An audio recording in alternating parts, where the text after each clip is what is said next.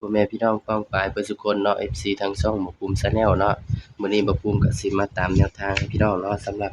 หวยลักษณะเนาะพี่น้องเนาะของงวดวันที่21เนาะก็มาลุ้นผลมันออกนำกันพี่น้องบัดนี้ผลมันออกเมื่อคืนนี่เนาะพี่น้องเนาะนี่ผลมันออกเด้อพี่น้อง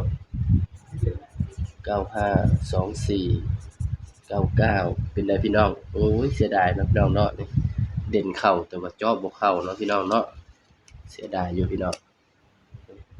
เข้าแต่เก้าพี่น้องจอบวกเข้าเนาะสายรูดสายวิ่งพวกสิปังเนาะพี่น้องเนาะนี่สำหรับเราวพัฒนาเขาเนาะสายรูดสายวิ่งพวกสิปังเนาะพี่น้องเนาะให้เด่น89เนาะ0นี่บ่ได้ให้เด่น89ก็มาที่ตัวรองพี่น้อง99พี่น้องเสียดายอยู่พี่น้องจอบวกเข้านะก็ไปกันต่อบัดนี้งวดวันที่23เด้อพี่น้อง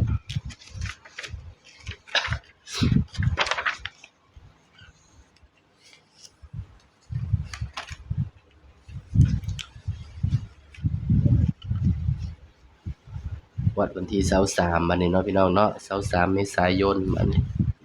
ใกล้สิ้นเดือนแล้วพี่น้องแป๊บเดียวสายรูดสายวิ่งก็คงสิได้ก็อยู่ดอกพี่น้องเนาะ2 3 4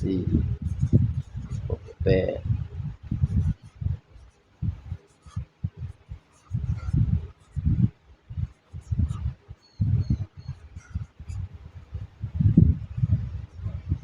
หวยลาวพัฒนาเนาะพี่น้องตัวเด่นเข้าแต่ว่าบ่ภูมิจอบ่เข้าพี่น้องเสียดายอยู่พี่น้องเอ้ยเด่นเข้าโอ้ยขีดหยังเป็นจังซั่นวะโอ้ยเนาะพี่น้องนี่มาเบิ่งนำกันเนาะบ่ภูมิใช้เด่นตัวใด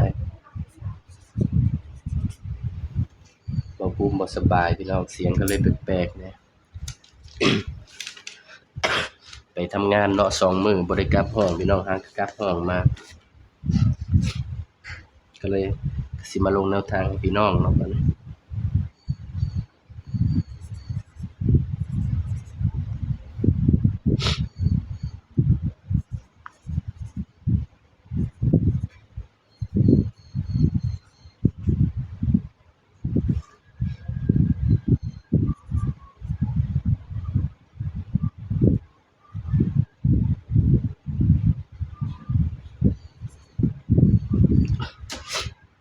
เด่นเนาะสำหรับเด่นงวดวันพุธเนาะพี่น้องเนาะนี่ตัวเลขก็เป็นเพียงแนวทางเด้อพี่น้องเด้อมีเข้าแล้วก็มีหลุดเนาะพี่น้องถ้าว่าไผมักก็ฝากกดไลค์กดแชร์เนาะพี่น้องเนาะสำหรับเด่นเนาะนี่เด่น1กับ2คือเก่าเนาะพี่น้องเนาะนี่ให้เด่น1กับ2เด้อพี่น้องเด้อสำหรับงวดนี้เนาะ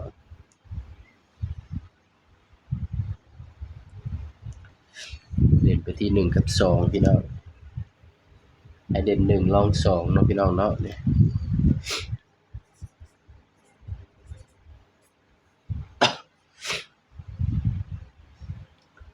เด่น1รอง2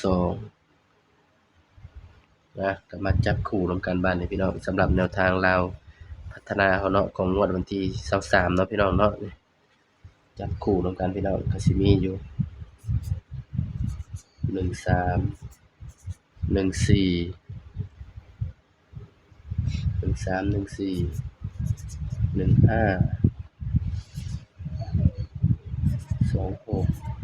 27 28นี่เด้อพี่น้องสำหรับแนวทางเนาะ19เด้อพี่น้อง19 19 29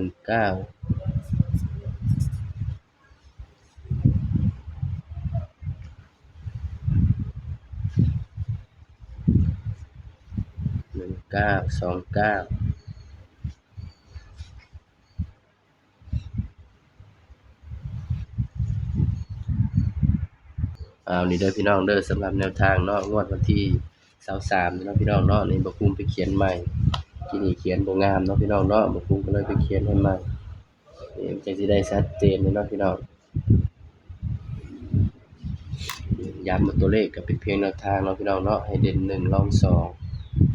สำหรับตัวเด่นเนาะให้เด่นไปที่1มันเกิดตัวที่บ่ภูมิเจาะให้มันก็บ่เข้าเด้อพี่น้องเด้อ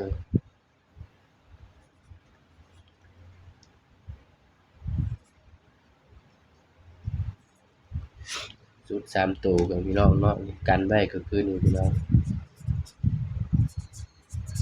กันไว้ที่38เม็ดเดียวเนาะพี่น้องเนาะสำหรับสูตร3ตัวเนาะ